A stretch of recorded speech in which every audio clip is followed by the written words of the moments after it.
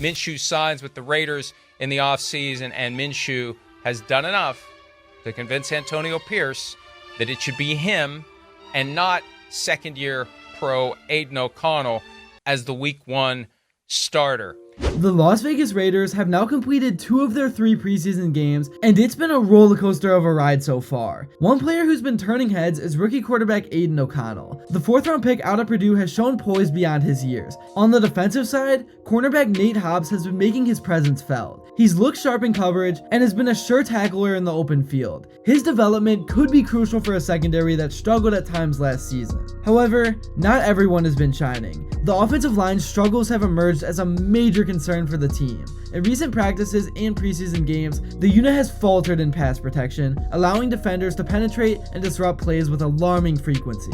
This vulnerability has resulted in multiple sacks and pressures on the quarterbacks, raising red flags among coaches and fans alike. If left unresolved, these issues could severely hamper the offense's ability to function effectively once the regular season kicks off. The coaching staff is now faced with the urgent task of shoring up the line's technique, communication, and overall cohesion to provide a stable foundation for the offense to build upon. Now, let's talk about the big news. Gardner Minshew has been named the starting quarterback, marking a new chapter for the team. Known for his competitive spirit and gunslinger mentality, Minshew brings an exciting element to the offense. For training camp, there have been some interesting developments. The connection between Minshew and star wide receiver Devante Adams has been a highlight. Adams, coming off another Pro Bowl season, seems to be quickly building some chemistry with his new quarterback, and this will most definitely be crucial for the Raiders' passing game. And the Raiders' backfield has undergone a significant transformation with the departure of Josh Jacobs to the Packers. But Zamir White is quickly emerging into a guy that can potentially fill that hole. In training camp, White has been turning heads with his explosive runs and keen field vision. Coaches have been particularly impressed by his ability to hit holes quickly and make decisive cuts. So White's increased role is a direct result of Jacobs' absence, and he really is making the most of his opportunity. His performance suggests that the Raiders' rushing attack may not skip a beat despite losing a Pro Bowler. And White's powerful running style, combined with his improved pass-catching abilities, hints a well-rounded skill set that could make him a 3-down back. But replacing Jacobs' production won't be easy. The coaching staff is likely to employ a committee approach initially, with White leading the charge but sharing carries with other backs such as Alexander Mattison to keep him fresh and evaluate all options. I really think that Mattison is a good fit to this team as a backup RB. On the other hand, Lave's ability to make plays and his readiness to contribute immediately have caught the attention of coaches and teammates alike. His strong performances in practice suggest that he might carve out a significant role in the offense this season, despite his initial status as a developmental player.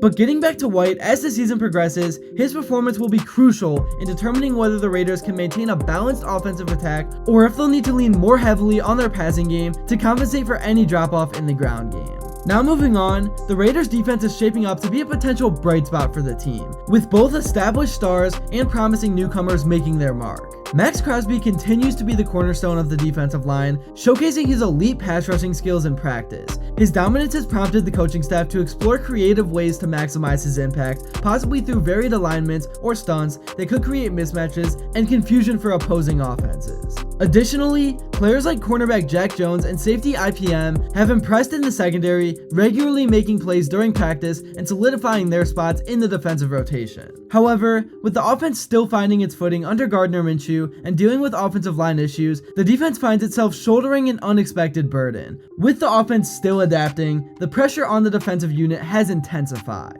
Defensive coordinator Patrick Graham faces a tall order, not just to stop opponents, but to actively create opportunities for a developing offense. This means emphasizing turnover creation, limiting scoring, and maintaining consistent pressure on opposing quarterbacks. The defense must also shore up against the run, forcing teams into predictable passing situations where players like Max Crosby can wreak havoc. The defense needs to maintain its effectiveness even if the offense struggles with time of possession. This stamina will be crucial, especially in the early weeks of the season. If Graham's unit can rise to these challenges, it could provide a vital lifeline for the team. By keeping games close and creating short field opportunities, the defense could buy precious time for Minshew and the offense to find their rhythm. In essence, the Raiders' early season fortunes may well hinge on the defense's ability to not just hold the line, but to actively tilt the field in their favor. Next, let's talk about the man behind it all, Antonio Pierce. The hiring of Pierce as the head coach of the Las Vegas Raiders is the most crucial piece for the team's future, particularly due to his deep understanding of the game and his ability to connect with players. He's a former NFL linebacker with a Super Bowl ring. He truly does bring a player-first mentality that resonates with the roster, and his leadership style is focused on discipline, hard work, and fostering a winning culture, which is exactly what the Raiders need as they look to rebuild and compete in a tough AFC West. His influence has already been seen in the improved performance of several young players during training camp and preseason. Although the team may struggle at first, Pierce has the confidence and the passion from the whole team as they all lobbied for him to be hired. So now looking ahead to the final preseason game, Pierce has emphasized the need for better execution in all three phases. He's particularly focused on reducing penalties as the Raiders have been flagged more than he'd like in the first two games.